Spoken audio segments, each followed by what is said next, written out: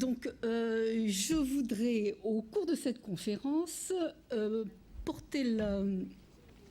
parler plus spécialement, non pas de la science arabe, mais du fonctionnement des échanges scientifiques autour de la Méditerranée, dans un premier temps entre la Grèce et le monde arabe, et dans un deuxième temps entre le monde arabe et l'Europe médiévale. Mon objectif est pas seulement de décrire ces échanges, mais d'essayer de comprendre à travers quelques exemples comment fonctionne la création scientifique et plus particulièrement la création mathématique.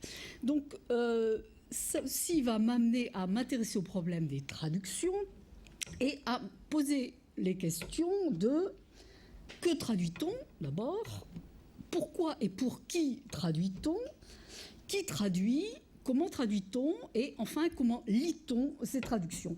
Et on verra que les choses vont se présenter de façon très différente en Orient, à Bagdad au 8e, 9e siècle et en Andalousie au 12e siècle, l'autre versant des traductions.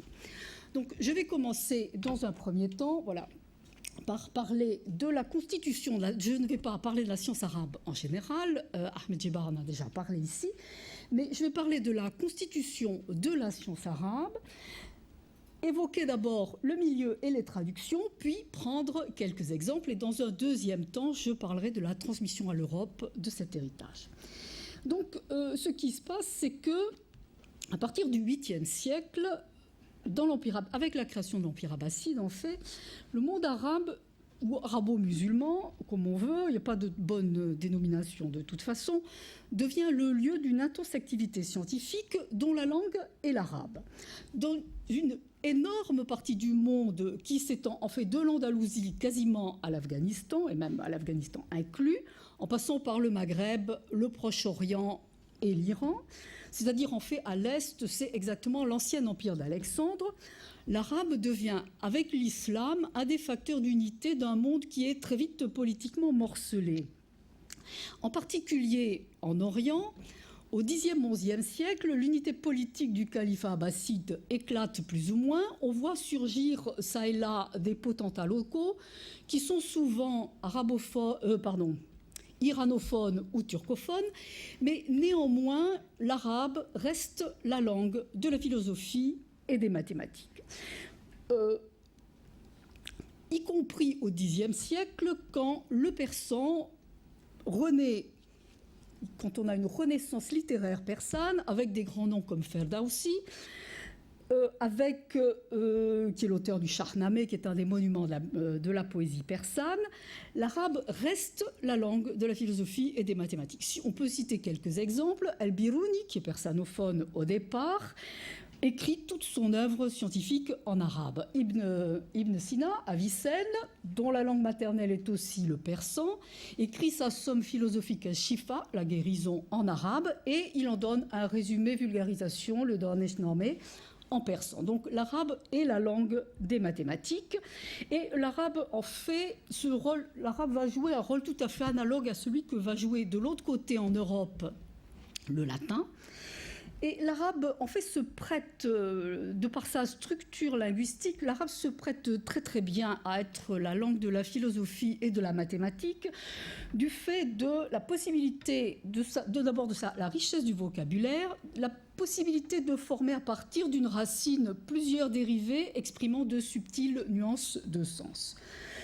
Ce développement sans précédent de la science exprimée, écrite en arabe, est favorisée par l'aide matérielle et morale que lui apportent les califes, en particulier le plus célèbre d'entre eux, le Mahmoud, qui crée à Bagdad en 832 la maison de la sagesse, Bayt al-Hikma. C'est la première institution scientifique du monde arabe. Elle réunit des scientifiques, des traducteurs, des philosophes. Elle possède une riche bibliothèque qui s'enrichit tous les jours. Et d'ailleurs, Mahmoud envoie des missions à Byzance à la recherche de manuscrits. Ce n'est pas seulement le pouvoir qui encourage la science, mais on a également des mécènes privés, comme les frères Banu Moussa, dont je reparlerai, qui entretiennent aussi des savants et des philosophes, et qui créent même à Samara un observatoire. Ce monde, donc, à Bagdad des 8e, 9e siècles, est un monde extrêmement vivant, extrêmement riche, extrêmement cosmopolite également, et il regroupe des savants et des philosophes venus d'horizons extrêmement divers, de religions diverses. Bon, la majorité d'entre eux est assurément musulmans, mais il y a des chrétiens, des juifs, des sabéens, voire de parfaits agnostiques. Ce milieu scientifique évoque en fait beaucoup l'Europe des XVIIe siècle de par sa vie en fait, l'importance des correspondances scientifiques, l'importance des affrontements entre savants et un climat d'émulation réciproque. C'est un milieu extrêmement vivant.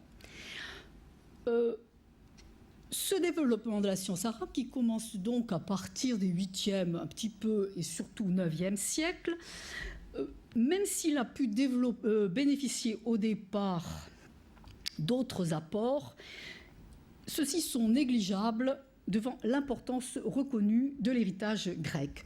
Tous ces savants de Bagdad, 8e, 9e siècle, se veulent et sont les héritiers de la science grecque. Et quand ils parlent des anciens, al-Mutaqaddimoun, il s'agit toujours des savants du monde gréco-hellénistique. Héritiers donc de la science grecque, ils ont traduit à peu près l'intégralité des œuvres scientifiques grecques, essentiellement. Je parle surtout des mathématiques, hein, mais enfin, c'est vrai pour le reste aussi. Euclide est traduit, Ptolémée est traduit, Diophante est traduit, Archimède est traduit, Apollonius est traduit, tout ceci dans les premiers siècles, 8e, 9e siècle. Et même un certain nombre de ces textes grecs, dont les originaux grecs sont perdus, ne nous sont à l'heure actuelle disponibles qu'en arabe. C'est le cas en particulier pour 3 livres des coniques d'Apollonius, c'est le cas pour 4 livres des arithmétiques de Diophante, c'est le cas pour les sphériques de Ménélaüs. Et vous allez voir au cours de cette conférence, en fait, qu'on est sans arrêt obligé de passer d'une langue à l'autre. Pour étudier un texte grec, il faut aller le chercher en arabe. On verra plus tard que pour étudier un texte arabe, il faut parfois aller le chercher en grec ou en hébreu parce qu'il a disparu en arabe. Pour étudier des textes Pehlevi, il faut aussi parfois aller les chercher en arabe. On est obligé de jongler en permanence avec toutes ces langues. Bien, je reprends donc. Ce qu'il y a de particulier dans ces traductions, c'est que les liens entre traduction et recherche sont à cette époque-là très étroits. On ne traduit pas pour faire un travail d'encyclopédiste, on ne traduit pas pour écrire l'histoire des sciences, c'est une préoccupation tout à fait étrangère qui ne viendra beaucoup plus tard. On traduit pour avoir des textes pour des recherches en cours. Il n'y a pas à ce moment-là, dans le monde arabe, on a souvent dit ça, mais c'est faux, il n'y a pas 2 époques qui se seraient succédées dans le temps, c'est-à-dire une période traduction, puis une période assimilation. On aura ça dans le monde latin plus tard, mais pas dans le monde arabe. Les gens cherchent les textes dont ils ont besoin pour des recherches en cours et sont prêts à les chercher très loin. Alors, j'ai quelques citations montrant comment on cherche en fait ces textes donc au IXe siècle. Donc, par exemple, Honayn ibn Ishaq, au IXe siècle, qui est le traducteur du grand médecin Galien. Voilà comment il raconte sa recherche d'un manuscrit de Galien. Galien, a composé cet ouvrage de 15 livres. Jusqu'à présent, aucun de nos contemporains n'a obtenu une copie complète de cet ouvrage. Mais Jibril, un de ses collègues, consacrait un très grand soin à sa recherche et je l'ai moi-même recherché avec beaucoup de zèle. J'ai voyagé en quête de cet ouvrage en Mésopotamie, dans toute la Syrie, en Palestine et en Égypte, jusqu'à ce que je parvinsse à Alexandrie. Je n'en ai rien trouvé excepté à Damas, sa moitié environ. Donc vous voyez, on voyage beaucoup à la recherche de manuscrits, mais de manuscrits spécifiques. Il cherche ce manuscrit-là. Un autre de ses traducteurs, Yahya ibn al-Bitriq, qui faisait partie de la mission envoyée par le calife al-Mahmoud à Byzance à la recherche de manuscrits, dit la chose suivante. Je n'ai laissé aucun de ces temples dans lesquels les philosophes ont déposé leurs secrets sans m'y rendre, et aucun de ces grands parmi les ascètes dont je pense qu'il détient chez lui l'objet de ma recherche, sans aller le voir, jusqu'à ce que je sois parvenu au temple qu'Asclépios a construit pour lui-même. J'y ai rencontré un ascète pieux et dévot, possesseur d'une science éminente et d'une intelligence pénétrante. J'ai fait preuve de bienveillance à son égard, je suis demeuré son hôte, et j'ai usé de ruse jusqu'à ce qu'il me confie les livres déposés en son temple. J'y ai trouvé trouver, entre autres, le livre recherché, objet de ma quête et de ma convoitise. Il faut noter en outre que ce mouvement de traduction aurait été impossible sans le développement contemporain dans les écoles de Basra et de Bagdad et de Koufa essentiellement, des études de grammaire, de linguistique et d'herméneutique. C'est l'époque où on fait toutes les recensions de la poésie anté-islamique, c'est l'époque du grand grammairien d'origine persane d'ailleurs, Sibawayh. Ces traductions sont en effet faites avec le plus grand soin. Pour améliorer la traduction, on collationne divers manuscrits d'un même ouvrage, on compare des versions de façon à essayer d'obtenir un texte unique qui soit compréhensible. Voilà par exemple comment le même Hunayn ibn Ishaq décrit son travail de traduction de Galien. Je cite, « Mon disciple Rubaysh m'a demandé, alors que j'avais 40 ans environ, de la réviser, la première version qu'il en avait faite, après qu'eurent été recueillies chez moi plusieurs copies grecques de ce livre. Je les ai confrontées les unes aux autres jusqu'à ce que j'en eusse établi une seule. J'ai confronté la copie syriaque à cette dernière et l'ai corrigée. Et j'ai coutume de procéder ainsi dans toutes mes traductions. » Donc, vous voyez un travail de traduction extrêmement sérieux, motivé par des recherches en cours. Alors, je ne vais évidemment pas brosser un tableau exhaustif de toutes ces traductions et de tous ces débuts de la science arabe. Je vais axer mon exposé, cette partie de mon exposé, sur 4 exemples. Je vais donner un premier exemple qui va être celui de la traduction des arithmétiques de Diophante pour voir comment un apport extérieur peut aiguillonner une recherche déjà en cours et qui, elle, n'a rien à voir avec la science grecque. Je parle de l'arabe. Puis un deuxième exemple, l'exemple d'une science qui a une origine grecque, mais très incomplètement connue des mathématiciens arabes, et voir comment une connaissance très incomplète d'une grande œuvre suscite en fait la curiosité des gens qui travaillent sur ce sujet et leur permet de partir dans des recherches. Puis, un troisième exemple, ce sera celui de l'optique. Comment une science, là, c'est le contraire, qui a été intégralement transmise du monde grec au monde arabe, et réécrite, et complètement transformée, et aboutit à une révolution complète des théories optiques. Et enfin, un quatrième exemple, je passerai peut-être un peu plus vite, celui d'une science qui, elle, naît d'influences multiples, grecques, mais également indienne et également iranienne. Voilà. Donc, je vais commencer. Alors, est-ce que j'arrive à monter ça ? Non, je suis vraiment trop bête. Hein. Bon, les médiévistes et la technique, c'est pas vraiment ça. Hein. J'ai tout fait disparaître, c'est pas très grave. Bien, donc je vais commencer par Kostaim Luka et la traduction des arithmétiques de Diophante. Le cas de Diophante, qui est un mathématicien alexandrin, Diophante est un mathématicien alexandrin sur lequel on ne sait pratiquement rien, à commencer par l'époque à laquelle il a vécu, probablement, mais rien n'est certain, entre le IIe et le IIIe siècle de l'ère commune. Son cas est tout à fait paradoxal, merci, car son travail n'a eu pratiquement pas d'influence sur les mathématiques hellénistiques, au point d'ailleurs que son œuvre s'est partiellement perdue. Nous n'en avons que 4 livres, les 4 autres sont perdus en grec, n'existent qu'en arabe et ont été retrouvés par Rochdi Rached dans les années 70 dans la bibliothèque de l'imam Reza à Mashhad. Bref, donc c'est une œuvre qui, dans le monde grec, a eu très peu d'impact et qui a servi en fait de catalyseur aux idées des algébristes arabes des Xe et XIe siècles, de même qu'elle aura une grande importance en Europe plus tard au XVIIe siècle, puisque le célèbre problème de Fermat est en fait directement issu des arithmétiques de Diophante. Donc, ces arithmétiques de Diophante sont traduites en arabe par Kostaim Luka, au plus tard, on n'a pas la date exacte, mais au plus tard en 862. Elles sont donc postérieures à l'ouvrage qui fonde l'algèbre arabe et qui est le livre du calcul de l'algèbre et d'al-Muqawala d'al-Khwarizmi, qui a été écrit à Bagdad, on n'a pas non plus de date exacte, mais disons entre 813 et 833, dans le milieu de la Maison de la Sagesse. Et donc, que va-t-il se passer pour les mathématiciens et les algébristes arabes? La chronologie historique va être renversée puisque les mathématiciens arabes vont lire Diophante après avoir lu Al-Khwarizmi.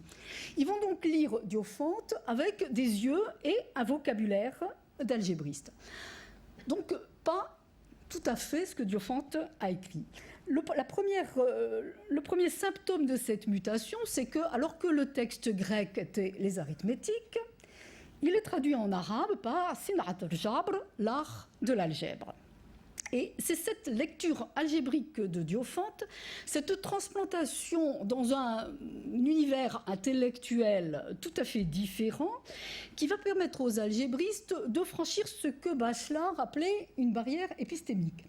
En effet, l'algèbre d'Al-Khwarizmi porte sur des polynômes de degré 2.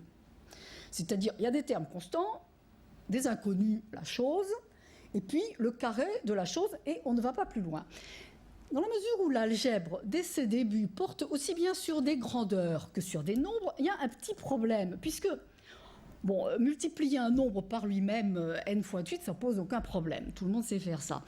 Mais multiplier une longueur par elle-même. Si on multiplie une longueur par elle-même, qui est un objet géométrique, on va obtenir une surface.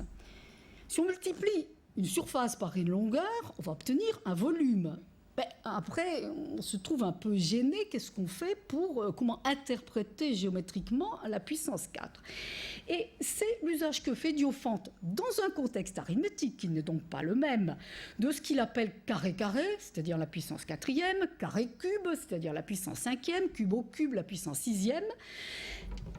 Les algébristes vont interpréter ça immédiatement comme étant des puissances 4e de l'inconnu. Et c'est le petit coup de pouce qui va permettre à l'algèbre, au Xe siècle, de redémarrer, au IXe siècle, déboucher sur une première élaboration en termes généraux de l'idée de polynôme à coefficient rationnel et de degré quelconque. Et donc, l'extension de la puissance algébrique sera effectuée par deux mathématiciens contemporains, l'un qui s'appelle Abou Kamil, qui est mort en 930, et son contemporain Sinan ibn al-Fatr, on n'a pas ces dates, mais qui est exactement contemporain, et qui formule explicitement la notion de puissance entière positive de l'inconnu. Et ces travaux sur l'algèbre seront développés par la suite par des mathématiciens comme Al-Karaji, Samawal au XIIe siècle. Voilà donc pour, disons, l'impact que peut apporter une traduction à une science déjà partiellement constituée. Alors, mon deuxième exemple va être l'exemple des traductions d'Archimède. Alors, Archimède est mort en 212, lors du siège de Syracuse, tué par un soudard romain. Son impact sur les mathématiques arabes est extrêmement paradoxal, car Archimède est un des très grands mathématiciens de l'Antiquité grecque. Et tous ses ouvrages sur la quadrature du cercle, le volume de la sphère, la surface de la sphère, la quadrature de la parabole, sont vraiment des livres... encore maintenant, quand on les lit, d'une intelligence éblouissante. Et Archimède va être très très peu traduit en arabe. Simplement 2 de ses ouvrages vont être traduits en arabe, la surface du cercle et le volume et la surface de la sphère. Et ces 2 traductions vont inspirer les mathématiciens arabes qui avaient déjà commencé à travailler sur ces sujets-là et va susciter leur curiosité parce qu'on sait qu'il y a d'autres ouvrages d'Archimède, on sait vaguement sur quoi ils portent mais on ne les a pas, et va lancer toute une tradition de recherche sur disons ce qu'on peut appeler les mathématiques infinitésimales, c'est-à-dire les déterminations de surface courbe et de volume. Et donc ces 2 traités sont traduits très tôt. Ils sont traduits, là aussi encore, en fonction de recherches existantes. Leur traduction a été très fortement demandée par les Banu Moussa qui s'intéressaient à l'ellipse, à la quadrature du cercle. Et ce sont 2 traités qui ont la particularité assez rare pour les traités mathématiques, ce n'est pas tout à fait vrai pour les autres matières, d'avoir été traduits 2 fois, dont une fois à partir du syriaque. Donc il y a une traduction grecque syriaque arabe, suivie d'une 2e traduction grecque arabe.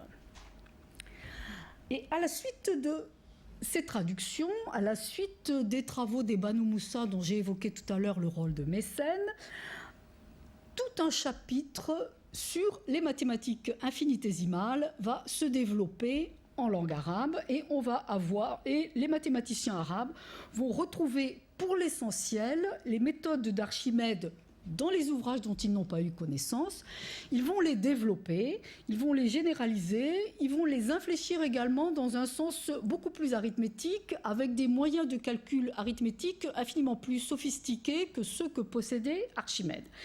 Et donc, les grands noms de cette recherche-là sont ceux de Thabit ibn Qurra, qui était un disciple des Banu Moussa, qui calcule l'aire du segment de parabole. On prend une parabole, on coupe par une droite, on calcule l'aire que l'on a. Il va calculer le volume de l'objet que l'on obtient en faisant tourner un arc de parabole à partir d'un axe, à partir d'un diamètre, qui n'est pas forcément l'axe. Son petit-fils va reprendre, Ibn Sinan va reprendre ses recherches et donner une sublime démonstration de la quadrature de la parabole basée sur les invariances de rapport d'air par des transformations affines. Et puis, il va également y avoir d'autres travaux sur le volume du paraboloïde d'Al-Kouhi, qui retrouve à peu près les méthodes d'Archimède pour le volume du paraboloïde, et d'Ibn al-Haytham au XIe siècle, dont le nom latin est Al-Hazen, et qui est un très très grand savant dont j'aurai l'occasion de reparler. Et donc, vous voyez, à partir de travaux incomplètement connus, se développe tout un chapitre de mathématiques dans la postérité de ces travaux d'Archimède, qui lui également, comme Diophante, n'a pas eu de postérité directe dans le monde grec. La postérité d'Archimède, elle est là, elle est à Bagdad, entre le 9e et le 11e siècle. Et puis, mon troisième exemple va être l'optique. Alors, l'optique, c'est radicalement différent des mathématiques infinitésimales dans la mesure où tous les textes d'optique grecs et byzantins ont été intégralement traduits en arabe. Ils ont été traduits en arabe au IXe siècle, toujours pareil, parce qu'il y avait des travaux engagés, qui étaient ceux d'Al-Kindi, le philosophe des Arabes, et de Qustan Luqa, dont j'ai déjà parlé à propos des traductions.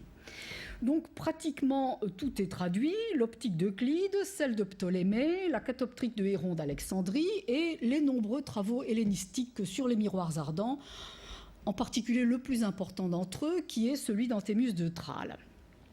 Une partie d'ailleurs de ces traités byzantins sur les miroirs ardents ne sont actuellement connus que par leur traduction arabe et ils ont été édités l'ensemble par Rached il y a pas très longtemps, 3 ou 4 ans. Alors, qu'est-ce qu'il va se passer ? On va voir que c'est sur ces bases grecques donc, que l'optique arabe se bâtit, sur ces bases exclusivement grecques.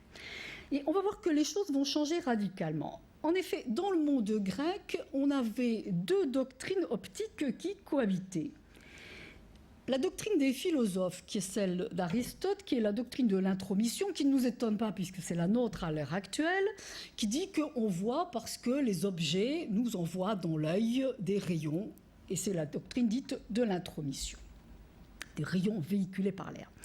Et puis une deuxième doctrine qui, elle a disparu, qui est celle de l'émission, et qui est celle, paradoxalement peut-être, des géomètres, celle d'Euclide, celle de Ptolémée. L'œil envoie un rayon visuel, un petit peu comme la main touche, qui, sur le modèle du toucher ou de l'éclairage, va palper ou éclairer les objets. Donc on voit parce qu'on a un rayon visuel qui sort de l'œil. Alors si ce rayon visuel rencontre un miroir, il est dévié, mais c'est le rayon visuel qui est dévié, et on peut voir ce qui est derrière nous. Et on raconte... il s'affaiblit avec les distances, ce qui explique, ça tient bien debout, ce qui explique qu'on voit mal ce qui est loin, le rayon visuel arrive à peine à tâter ce qui est très très loin, et puis il s'affaiblit aussi quand la vue de celui qui voit est faible, et depuis Aristote, tous les commentateurs rabâchent à loisir l'anecdote de ce pauvre homme dont la vue était si faible que ses rayons visuels n'arrivait pas à percer l'air ambiant, était donc réfléchi par l'air ambiant et qui voyait en face de lui sa propre image. Voilà. Donc voilà où on en est dans le monde grec sur les théories optiques, avec donc celle des géomètres, qui est celle de l'émission des rayons visuels. Alors, les premiers philosophes et géomètres arabes à s'intéresser à l'optique sont El-Kindi, au IXe siècle, et Hossein Lourqa, toujours à Bagdad. Hein. Et ils sont adeptes, évidemment, ils ont appris l'optique dans Euclide, ils sont adeptes de la théorie de l'émission. Mais chez les mathématiciens grecs, chez les géomètres grecs, ce rayon visuel, il était essentiellement géométrique, il n'avait pas grande réalité physique. Kindi, aussi bien que Hossein Lourqa, vont essayer de donner à ce rayon visuel une réalité physique. Qu'est-ce qui sort physiquement de notre œil quand on voit? Mais à ce moment-là, on se heurte quand même à un problème, puisque si je vois parce qu'un rayon visuel sort de mon œil, pourquoi est-ce que quand on coupe la lumière, je cesse de voir? Mon rayon visuel sort en principe toujours de mon œil. Et donc, si on essaie d'avoir une idée physique de ce rayon visuel, on se heurte très vite à des contradictions. On est obligé de gérer en même temps le rayon visuel et le rayon lumineux, de gérer en même temps la vision et l'éclairage des objets, et on arrive à une situation conflictuelle. Et c'est Ibn al-Haytham, encore lui, au XIe siècle, qui va dénouer cette situation conflictuelle, qui va définitivement abandonner la théorie du rayon visuel. Depuis Ibn al-Haytham, plus personne ne parle de rayon visuel, ni en Orient, ni en Occident. Et il construit une théorie unifiée, cohérente, dans laquelle ce sont les rayons lumineux émis par les objets qui, pénétrant dans l'œil, donnent la vision, en même temps qu'il étudie la physiologie de la vision. Et Ibn al-Haytham fait ainsi entrer l'optique dans la modernité. La modernité de l'optique commence au XIe siècle avec Ibn al-Haytham, et nul après lui n'utilisera plus la théorie de l'émission. Son traité d'optique, le Kitab el-Manadir, livre d'optique, devient dans le monde arabe l'ouvrage de référence, et nous verrons tout à l'heure que, traduit en latin au XIIe siècle, il devient aussi en Europe l'ouvrage de référence de gens comme Vitello, Kepler et même Descartes. Les deux précédents le citent, Descartes ne le cite pas, mais Descartes ne cite jamais personne à part lui. Bon, ça. Alors, mon troisième exemple, alors je prends des risques. Ah, je crois que je comprends.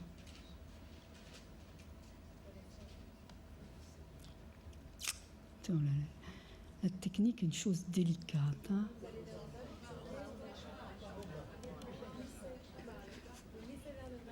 Je glisse vers le baleine. Ah, d'accord, j'ai compris. Voilà. Bon. Donc, j'arrive à mon quatrième exemple, qui est la géométrie sphérique et la trigonométrie. Donc là, c'est tout le contraire de l'optique. L'optique n'avait des sources que grecques, et la trigonométrie et la géométrie sphérique vont avoir des sources venant un peu de tous les horizons. Les premiers textes d'astronomie scientifique sont traduits. Les gens se sont intéressés à l'astronomie avant de s'intéresser aux mathématiques. Donc, les premiers textes d'astronomie scientifique traduits en arabe au 8e siècle sont d'origine persane et via l'Iran d'origine indienne. Les textes grecs ne prendront le pas sur ceci qu'à partir du 9e siècle. L'astronomie indienne a elle-même des bases extrêmement mélangées. C'est un mélange d'apports grecs en différentes vagues, babyloniens et achéménides. Et vont passer dans le monde arabe, via l'Iran, des tables astronomiques indiennes qui sont des traités sans démonstration, où figurent uniquement des règles de calcul des positions des astres, ainsi que des tables de sinus et de sinus verse. Le sinus verse, c'est 1 moins cosinus.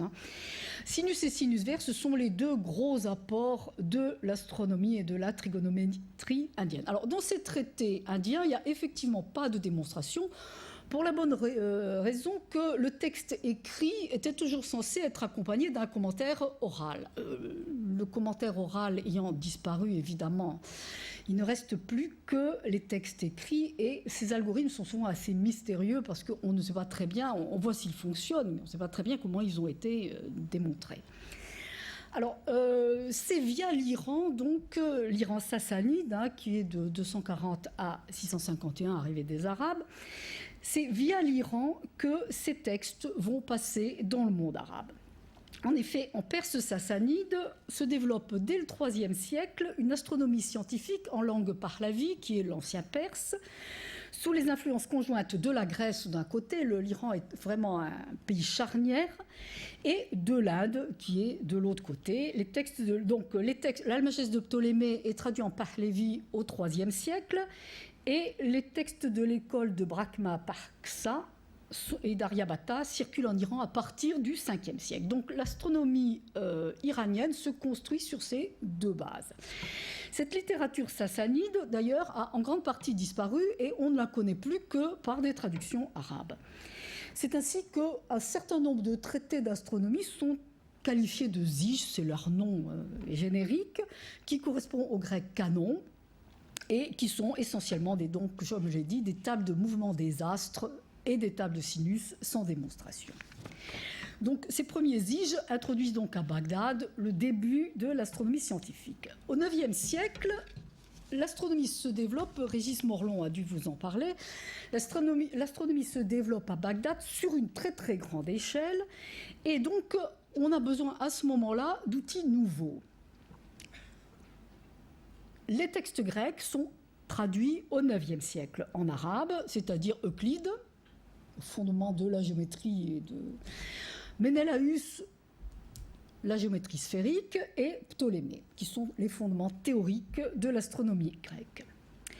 Mais les exigences des astronomes font que on ne se contente plus de ces règles qu'on trouve dans ces vieux traités indiens au Pahlavi, mais qu'on essaie de les démontrer. Et donc on assiste à ce moment-là à une floraison de traités mathématiques ou astronomiques dans lesquels ces règles qu'on trouvait dans les textes pahlavi ou indiens, avec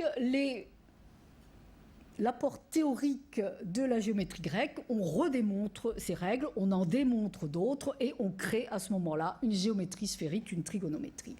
Donc pour donner une vague idée de ce qui se refait à ce moment-là, au Xe siècle, la grande nouveauté de cette astronomie mathématique, de cette géométrie sphérique, c'est la découverte successivement du théorème des sinus dans le plan et du théorème des sinus dans la sphère. Alors, je ne sais pas si ça vous rappelle de vagues souvenirs de première.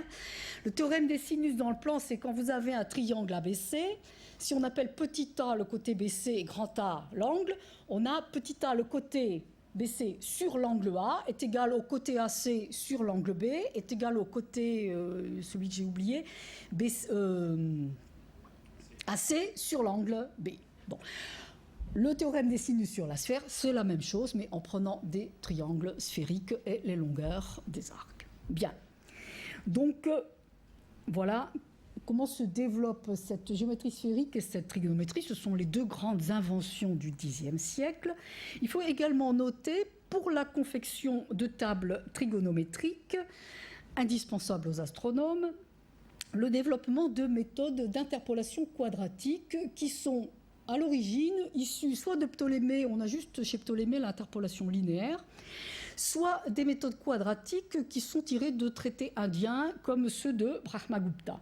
Et l'un des premiers à avoir fait ça, c'est Al-Biruni, qui va généraliser ces méthodes, en inventer d'autres et surtout les comparer leur exactitude. Se demander, parce que c'est très bien quand on a plusieurs méthodes d'interpolation, linéaire, quadratique et autres, c'est quand même intéressant de savoir lesquels donnent les meilleurs résultats. Donc Al-Biruni va énormément travailler là-dessus. Alors avant de passer quand même à la transmission à l'Europe, je vais dire deux mots de ce personnage extraordinaire quand même qu'était Al-Biruni. Al-Biruni est né dans le Khwarizm en 973. Alors le Khwarizm, je dis, on n'a pas de carte là, mais c'est le delta de l'Oxus dans la mer d'Aral, ou de l'Oxus c'est l'Amoudarien à l'heure actuelle. Donc c'est l'ouest de l'Ouzbékistan. Il est mort après 1050, on ne sait pas exactement. Alors les langues que parlait Al-Biruni, il parlait l'arabe, évidemment, dirais-je. Il parlait le sogdien, qui était sa langue maternelle. Il parlait le sogdien, c'est un dialecte turc. Il parlait le turc, il parlait le persan, il parlait le syriaque, il parlait l'hébreu et il parlait le grec. la connaissance du grec à partir de là, à partir du XIe siècle, se perd quand même dans le monde arabe. Dans les milieux scientifiques, ça reste dans les milieux religieux, mais dans les milieux scientifiques, elle se perd.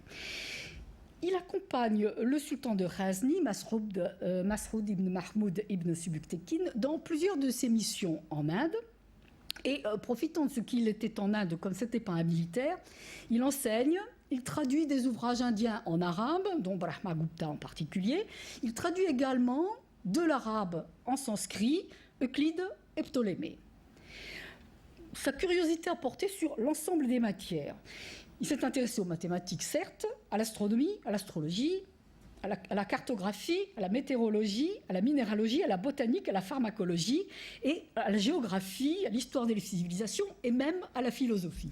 Il a entretenu une correspondance importante avec la plupart des grands savants de son époque, y compris Avicenne.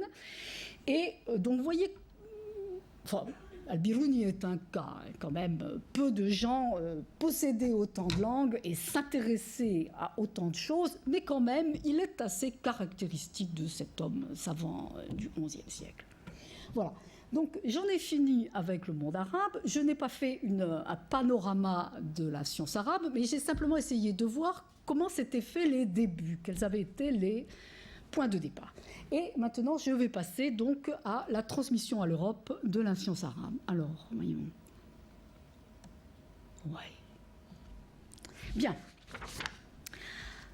Alors, l'Europe ne va découvrir la science arabe, en fait, qu'à partir essentiellement du XIIe siècle. Et ce qui frappe, si on regarde l'Europe au XIIe siècle, c'est l'écart énorme entre le développement scientifique du monde musulman et celui de l'Europe latine. L'Europe est, avant le XIIe siècle, un quasi-désert sur le plan scientifique. Il faut dire que jusqu'à la fin de l'Antiquité, c'est-à-dire pratiquement jusqu'au Ve siècle, y compris dans l'Empire romain, toute la littérature scientifique, mathématique en particulier, s'est écrite en grec. On n'a pas eu de traduction. Les mathématiciens lisaient le grec. De même que dans le monde arabe, si on faisait des maths, on les faisait en arabe. De même dans l'Empire romain, si on faisait des maths, on les faisait en grec. Bien. Et donc, quand l'Empire romain disparaît sous les coups de boutoir des invasions répétées, que la connaissance du grec, du moins dans la partie occidentale de l'Empire romain, se perd, il ne reste finalement pratiquement plus rien des textes mathématiques puisqu'ils sont écrits en grec. La seule exception, c'est une traduction latine faite par Boès au Ve siècle, il ne faut pas sous-estimer Boès, mais malgré tout, qui contient des éléments d'Euclide, quelques définitions, quelques axiomes, quelques postulats, quelques théorèmes sans démonstration. Donc voilà ce qui reste de la science grecque dans l'Occident latin au VIe siècle, c'est rien. Alors, la Renaissance carolingienne, alors les choses s'arrangent un petit peu avec la Renaissance carolingienne au IXe siècle, mais c'est une Renaissance modeste d'abord, et ensuite elle s'exerce essentiellement dans le domaine des lettres et des arts. Elle voit un essor modeste de la philologie et de la théologie, mais les sciences restent confinées à des rudiments de compute et d'astronomie. À partir du Xe siècle, on a quelques petites lueurs avec des gens comme Gerbert d'Aurillac, c'est le pape Sylvain II, qui a acquis une petite culture mathématique en Catalogne au contact du monde arabe et qui apporte une contribution intéressante dans le domaine du calcul sur abac. C'est également lui qui fait découvrir l'astrolabe au monde latin. Mais il ne faut pas attendre en fait la fin du XIe siècle pour que l'influence de la science arabe commence vraiment à se manifester, tout d'abord via quelques traités sur l'astrolabe. Toutefois, avant le XIIe siècle, rien pratiquement ne transparaît dans les œuvres latines des nombreux travaux mathématiques qui se font dans le monde musulman. À partir du XIe siècle, à côté d'une culture monastique, littéraire et mystique nourrie de l'héritage de l'Antiquité classique, se développe dans les écoles collégiales, et en particulier à Chartres, une culture scolastique plus ouverte sur la science et plus confiante dans le progrès et la raison humaine. Et l'ouverture sur le monde musulman, dans les régions de contact que sont l'Italie du Sud et particulièrement la Sicile d'un côté, l'Andalousie de l'autre, va faire découvrir à l'Europe en fait la science arabe. Il faut noter que dans ce grand mouvement de traduction qui va se produire à partir du XIIe siècle, la contribution des royaumes croisés d'Orient est quasiment nulle. On n'a pas d'exemple de texte qui était traduit du côté de l'Orient. Donc ce mouvement de traduction commence au XIIe siècle en Italie du Sud, en Sicile et en Andalousie. En Italie du Sud, les choses sont un petit peu particulières. La Sicile, de par sa situation géographique, est quand même au contact encore de Byzance, du monde arabe et du monde latin. Et donc en Sicile se font aussi quelques petites traductions du grec. C'est un des rares îlots où survit une culture grecque, mais ces traductions du grec restent en fait très confidentielles et n'ont pas une très grande diffusion. Se fera aussi un peu plus tard dans le Languedoc, se feront des traductions d'arabe en hébreu, puis d'hébreu en latin. Donc vous voyez, c'est là que se font les traductions. Alors, en Andalousie, puisque je prends la suite de Julio Samso, je parle quand même de l'Andalousie. En Andalousie, c'est à partir de 1085, Tolède est prise aux Arabes par les Espagnols. Et Tolède va devenir le grand centre de traduction. Tolède où cohabitent, les gens ne sont pas tous partis, des chrétiens mozarabes, des juifs et des gens qui parlent latin. Alors Tolède devient au XIIe siècle un centre très actif de traduction. Ces traductions sont le plus souvent le fruit de la collaboration de deux personnes. Une qui traduit d'arabe en langue vulgaire, le castillan en l'occurrence, et une qui traduit de langue vulgaire en latin. Donc on a les deux passages avec deux personnes qui travaillent souvent ensemble et en même temps. Et c'est par ces traductions que l'Europe va découvrir, s'initier à la science. Il faut quand même noter que les choses se passent différemment de ce côté-là de la Méditerranée. On a vu que dans le monde arabe, les traductions étaient impulsées par des recherches en cours ou des recherches débutantes. Dans le monde latin, au contraire, les traductions vont précéder, et précéder d'un temps relativement important, vont précéder les travaux originaux. Et je vais faire un peu le tour de ces traductions en prenant 3 chapitres, l'arithmétique et le calcul indien, puisque c'est quand même ça, les chiffres d'arabe, qui a marqué le plus, l'algèbre, et puis un petit tour de la géométrie. La présence, donc les chiffres, ce qu'on appelle les chiffres indo-arabes, en arabe on appelle les chiffres indiens d'ailleurs. L'hisab al-hindi, c'est le calcul décimal de position en arabe, le calcul indien. Qui en Europe vont passer sous le titre de chiffres arabes ou indo-arabes. C'est le système décimal de position tel qu'on le manipule. Donc, où le chiffre de droite représente les unités, puis les dizaines, puis les centaines. Le fait que ça s'écrive de droite à gauche pour se comprendre est la trace de son origine arabe en Europe. La présence de ces chiffres indo-arabes, on la trouve dès 976, tôt donc, dans un unique manuscrit conservé à l'Escorial. Mais il faut attendre les premières traductions des œuvres arithmétiques d'Al-Khwarizmi. Al-Khwarizmi, c'est celui dont j'ai parlé tout à l'heure, c'est le père fondateur de l'algèbre, qui a aussi écrit des traités d'arithmétique pour que la connaissance de ces chiffres se répande en Europe. Al-Khwarizmi est effectivement l'auteur d'un traité d'arithmétique dont on a le titre arabe, mais dont on n'a pas de manuscrit et qui ne survit que par diverses traductions latines faites donc à Tolède au XIIe siècle. Pour André Allard, qui a édité tous ces traités ne sont pas sont assez différents les uns des autres, donc ne sont sans doute pas à proprement parler des traductions de l'ouvrage d'Al-Khwarizmi, mais des textes hybrides intégrant vraisemblablement au texte d'Al-Khwarizmi des éléments disparates dont des traces d'une arithmétique latine dans la tradition de Boès, dont des textes un peu mélangés. Quoi qu'il en soit, c'est par ces textes que l'Europe du XIIe siècle découvre le calcul dit indien.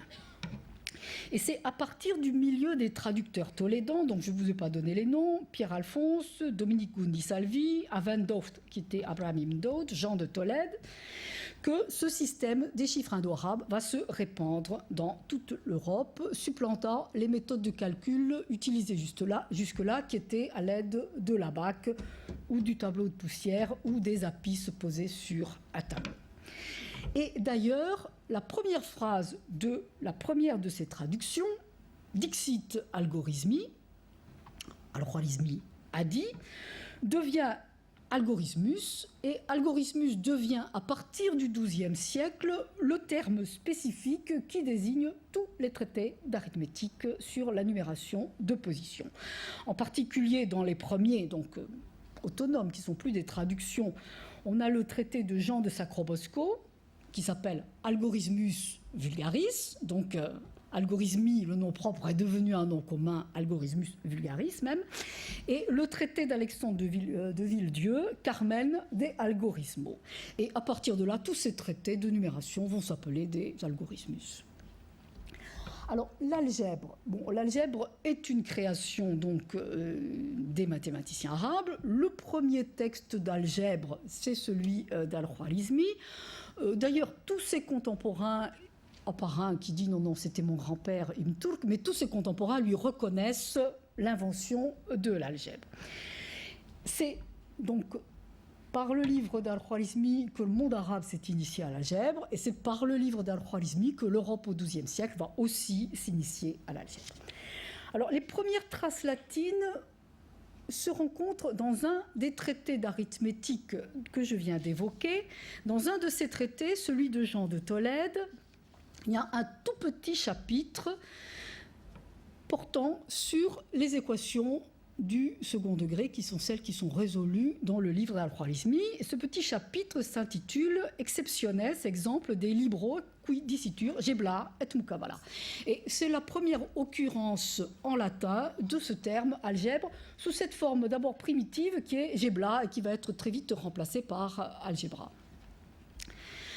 Cet ouvrage donc va être très vite suivi des traductions donc, de la première partie du traité d'algèbre d'Al-Khwarizmi, consacré à la résolution des équations quadratiques et puis à un rudiment de calcul sur les polynômes du second degré.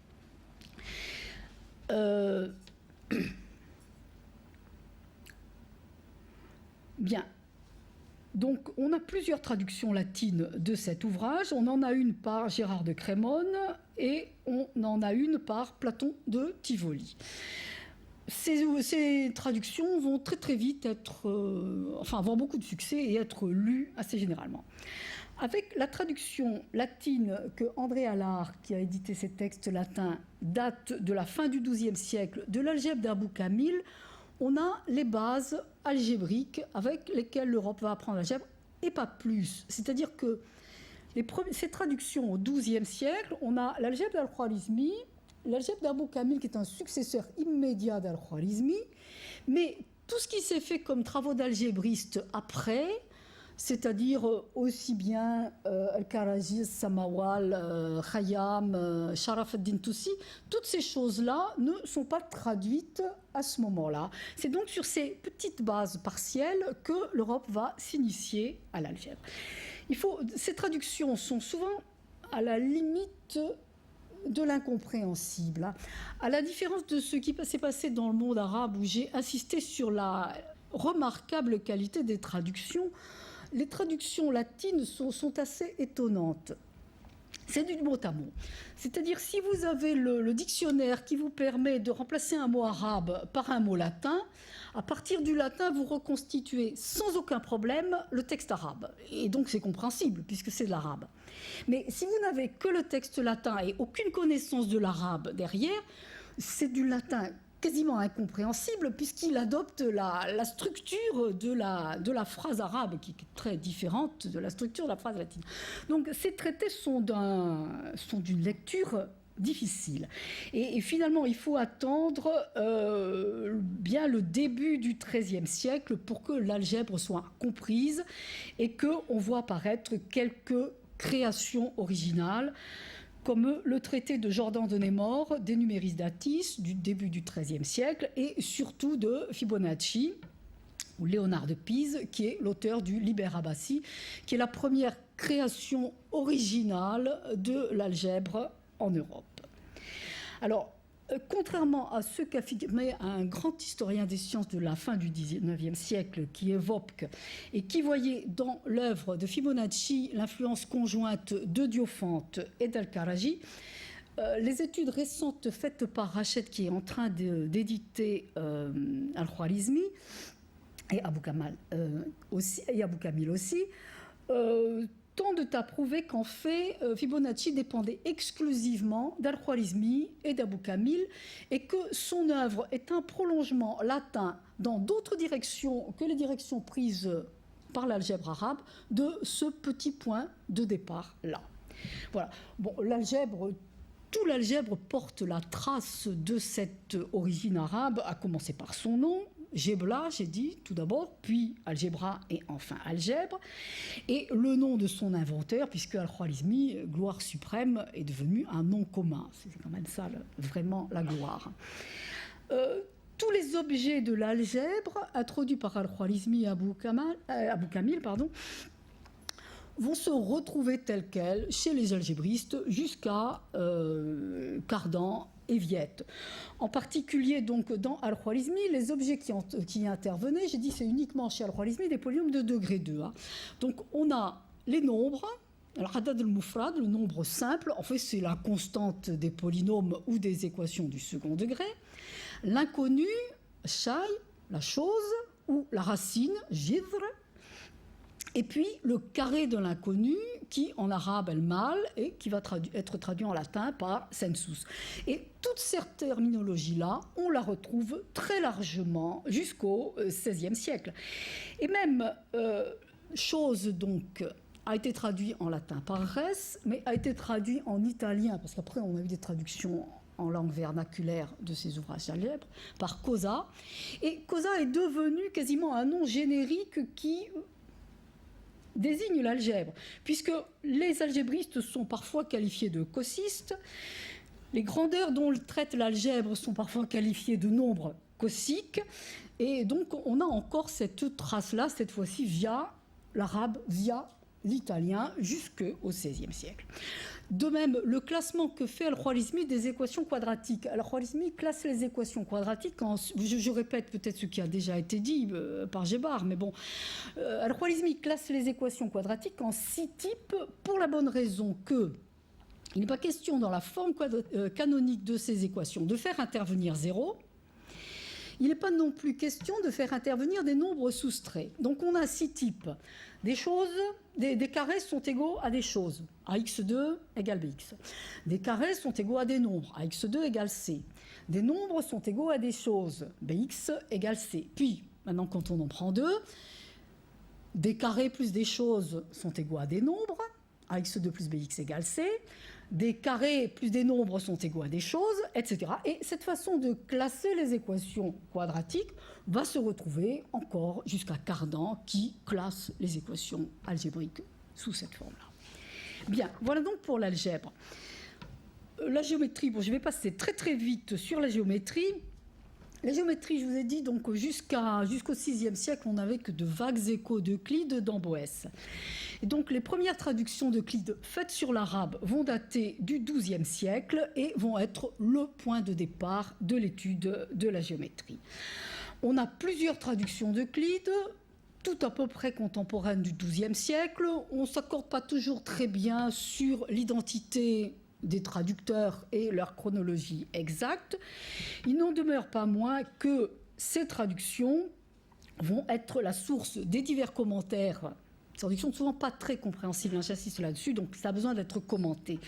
Des commentaires de Albert le Grand et de Roger Bacon, et Bacon, et de l'édition de Campanus de Novare, qui est la première édition des éléments d'Euclide, va être aussi faite sur ces premières traductions de l'arabe.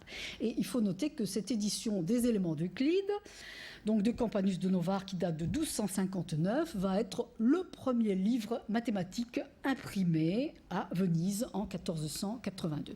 Il y a eu un petit délai entre le début de l'impression, c'est la Bible de Gutenberg, et 1482, parce que les mathématiques posaient un problème supplémentaire, et Euclide en particulier, c'est qu'il fallait trouver une astuce pour imprimer les figures. C'était plus compliqué que du texte seul. Voilà. Alors Euclide n'est pas le seul mathématicien grec à être traduit. Des traducteurs féconds comme Gérard de Crémone vont également traduire toujours de l'arabe, Théodose, Ménélaüs, le seul traité d'Archimède des Mensura Circuli, la mesure du cercle. L'œuvre d'Archimède, on l'a vu, a été peu traduite en arabe. Elle va donc être peu traduite d'arabe en latin. On aura des traductions d'Archimède de grec en latin faites au XIIIe siècle par Guillaume de Meurbeck, mais elles sont restées extrêmement confidentielles et elles n'ont quasiment pas eu d'impact. Bon, on traduit également de nombreux textes de géomètres arabes, les Banu Moussa, dont j'ai parlé. Le premier texte en fait de géométrie, qui est celui des Banu Moussa, va devenir un manuel de géométrie courant dans le monde latin. Alors, il faut cependant noter, donc, dans les modes de transmission au monde médiéval de la science arabe, quelques facteurs de distorsion. D'une part, c'est que l'écart entre le niveau scientifique du monde arabe et du monde latin à cette époque-là est énorme. Et donc, les œuvres les plus difficiles sont techniquement inaccessibles aux lecteurs européens. Donc, les traités les plus difficiles ne vont donc pas être recherchés. De la même façon, comme on n'a pas un milieu scientifique à cette époque, au XIIe siècle, ça va venir après, on n'a pas un milieu scientifique dynamique, donc les demandes de traduction ne sont pas induites par des recherches en cours, mais sont un peu faites au petit bonheur, la chance, disons. Et c'est ainsi qu'on voit des œuvres fondamentales cohabiter avec des traités qui, eux, sont vraiment anecdotiques et assez peu intéressants. Par exemple, si on prend les tables astronomiques, un nombre énorme de tables astronomiques va être traduit au XIIe siècle, mais le plus intéressant de ces traités, qui était celui de Habash, parce qu'on y trouvait la première définition du sinus verse, la première définition de la tangente et une table de la tangente, ce traité-là ne sera pas traduit en latin, alors que des traités beaucoup moins intéressants, d'une beaucoup plus grande banalité, seront, eux, traduits. Cet écart dans le développement scientifique peut également induire une distorsion dans la façon de lire une œuvre. Alors, on l'a vu dans le monde arabe avec la traduction des arithmétiques de Diophante, qui ont été lues comme un livre d'algèbre. Il va se passer exactement la même chose avec les traités d'optique d'Ibn el-Haytham. Ils sont traduits très tôt en latin, aussi bien son traité sur son livre d'optique que son traité sur les miroirs ardents. Ils sont traduits très tôt en latin dans un monde où il n'y a strictement aucune recherche en optique. En revanche, en particulier dans le traité sur les miroirs ardents, on a quelques propositions sur les coniques, sur la géométrie des coniques, l'ellipse, l'hyperbole et la parabole. Et c'est au travers de ces livres-là que l'Europe va s'initier à l'optique, mais plus tard, et surtout là, à la géométrie des coniques. Et dans un premier temps, ces livres d'Ibn el-Haytham vont être lus, non pas comme des ouvrages d'optique, ils le seront, mais plus tard, mais comme des ouvrages de géométrie où on va rechercher des théorèmes sur la géométrie des coniques. Donc, vous voyez, bon. Donc, ceci étant, quoique de façon biaisée ou fragmentaire, et dans des traductions souvent de piètre qualité, le Moyen-Âge a découvert avec passion la science arabe et l'engouement pour ces nouveautés orientales a été tel que certains savants n'ont parfois pas hésité, pour donner du crédit à leurs propres opinions, à les attribuer à des savants arabes. Ça donnait du poids, ça faisait plus sérieux. Et c'est à partir de ces traductions que des travaux originaux vont voir le jour et que l'essor de la Renaissance va pouvoir se produire. Très rapidement, je dis 2 mots de la suite. Avec la prise de Constantinople par les Turcs, la Renaissance va voir le renouveau des études grecques. Les traductions d'arabe, les traductions du grec en latin vont se multiplier et parallèlement, les traductions d'arabe en latin vont être quelque peu dépréciées parce qu'elles vont être trop étroitement liées à ce Moyen-Âge dont on veut s'évader et se débarrasser. Néanmoins, le texte arabe des éléments, pas une traduction latine cette fois-ci, mais le texte arabe des éléments, dans une rédaction attribuée à Nasr ad-Din Toussi, est imprimé en arabe à Florence en 1590. Donc on s'intéresse encore quand même au texte, et même au texte arabe. Et malgré tout, le recours à l'arabe va rester fondamental pour quelques chapitres, et en particulier pour la géométrie des coniques que je viens très brièvement d'évoquer. Au XVIe siècle et au XVIIe siècle, là, maintenant, il y a en Europe un milieu scientifique actif, vivant, développé. Simultanément, les coniques deviennent un sujet de géométrie qui intéresse tout le monde, puisque c'est l'époque de Kepler et de Newton. Les planètes cessent de tourner circulairement autour de la Terre, mais se mettent à tourner elliptiquement autour du Soleil, et donc les coniques deviennent un sujet de géométrie fondamental. Or, jusque-là, qu'est-ce qu'on a sur les coniques ? Ce qu'on est allé pêcher au travers des traités d'optique d'Ibn al-Haytham. Il y a donc là une recherche maintenant, c'est plus des textes qui sont traduits au petit bonheur, la chance, il y a une recherche délibérée de manuscrits sur les coniques. Or, le grand ouvrage grec sur les coniques, c'est l'ouvrage d'Apollonius en 8 livres. Le 8e est perdu très tôt, sans doute à la fin de l'Antiquité. Les 4 premiers livres ont été traduits en grec. Je suis bête. Je suis fatiguée. Les 4 premiers livres, bien sûr qu'ils sont en grec. Les 4 premiers livres, on ne les a plus qu'en grec, mais les 3 livres suivants, 5, 6, 7, ont disparu en grec et on ne les a plus qu'en arabe. Donc, ces 4 premiers livres en grec sont traduits au XVIe siècle en Europe et on sait, en lisant les préfaces d'Apollonius, qu'il y avait initialement 8 livres, donc on se met à chercher fébrilement dans le monde arabe les textes arabes des 3 derniers livres. Alors on va avoir effectivement Gaulius, qui est un arabisant, mathématicien, fait plusieurs campagnes en Orient d'où il ramène des manuscrits, et en particulier des manuscrits des 3 derniers livres des coniques, en même temps que on va traduire ces livres-là et divers commentaires des coniques du monde arabe. Donc là, on a maintenant, les choses ont changé, une recherche décidée, délibérée de textes particuliers dont on a besoin pour des recherches en cours. Et donc l'édition dont nous disposons actuellement, d'ailleurs, des 3 derniers livres des coniques, c'est celle qui a été faite par Halley, le Halley de la comète, qui, dit-on, avait appris l'arabe pour traduire Apollonius, et c'est sur cette traduction latine de Halley qui est... c'est pas un arabisant, Halley, il a appris l'arabe parce qu'il en avait besoin, il avait besoin de traduire vite. Mais c'est un bon mathématicien. Autrement dit, la substance de l'ouvrage y est. C'est pas vraiment ce qu'on appellerait à l'heure actuelle une traduction. Quand il a du mal à traduire, il paraphrase, mais le sens mathématique y est. Et c'est toujours sur cette traduction de Halley que nous fonctionnons, en attendant l'édition que prépare Rached avec Micheline Decor et puis mon aide modeste des coniques d'Apollonius. Voilà. Donc l'intérêt pour la science arabe perdure encore au XVIIe siècle, en même temps que l'on s'y attache à l'étude de la langue. La première chaire d'arabe a été créée à Paris en 1539 au Collège de France. Les manuscrits arabes continuent à être recherchés. Mersenne, qui était la boîte aux lettres de l'Europe scientifique au XVIIe siècle, engage d'ailleurs vivement ses correspondants à rechercher des textes arabes. C'est l'époque où les fonds arabes des grandes bibliothèques, aussi bien Paris que Leyde que Oxford, se constituent. Et il faut d'ailleurs signaler que parmi les manuscrits ramenés d'Orient par Gaulius en 1629, figure une version de l'algèbre de Khayyam. Il faut aussi signaler que Gaulius, en Hollande, habitait dans la même rue que Descartes. Bon, ceci étant, l'algèbre de Khayyam n'a pas été traduite, hein, mais enfin, les choses étaient là. Voilà.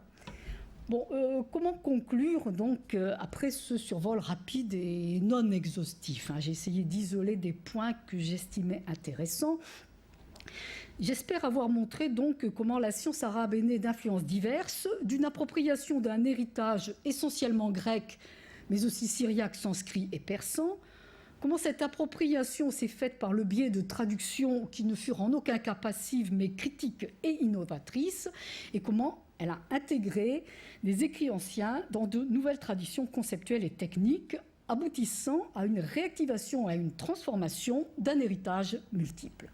De l'autre côté de la Méditerranée, puisque ces traductions ont essentiellement eu lieu autour de Bagdad, c'est par des traductions de l'arabe que l'Europe, à partir du XIIe siècle, a découvert les mathématiques. Traductions sans lesquelles l'essor, je le répète, de la Renaissance eût été impossible. En effet, les sciences, de façon générale, et plus particulièrement les mathématiques, ne se développent pas en vase clos, mais ont besoin de s'affronter à des problèmes issus éventuellement d'autres domaines ou à des concepts provenant d'autres problématiques. Sans la confrontation aux autres, la recherche mathématique s'essouffle, quelle que soit la qualité intellectuelle des savants qui s'y investissent. Et la vitalité d'un milieu scientifique, au Moyen-Âge comme de nos jours, se juge en fait à l'intensité des échanges, à l'absence de fermeture sur des frontières étatiques, linguistiques, ethniques, culturelles ou religieuses, et au sentiment d'appartenir, qui était celui de tous ces savants-là, aussi bien au Moyen-Âge que dans le monde arabe, le sentiment d'appartenir non à une nation, mais à l'humanité. Et en ce sens, c'est le monde méditerranéen au sens large qui, de l'Antiquité au XVIIe siècle, a été un creuset, un lieu d'échange scientifique.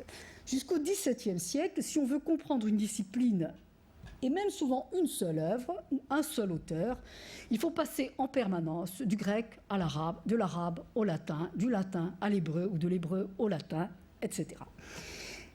D'une rive à l'autre, ce qui fait l'unité de ce monde scientifique, c'est l'élément universel de la preuve scientifique, d'une rive de la Méditerranée à l'autre, du IIIe siècle avant notre ère au XVIIe siècle, des Grecs aux Européens en passant par les Arabes, et les Persans, etc., dépassant les frontières d'une région, brisant les bornes d'une culture et de ses traditions, revêtant les dimensions d'un monde, c'est la même rationalité que l'on voit à l'œuvre, transcendant les époques, les frontières et les langues. Voilà, je vous remercie.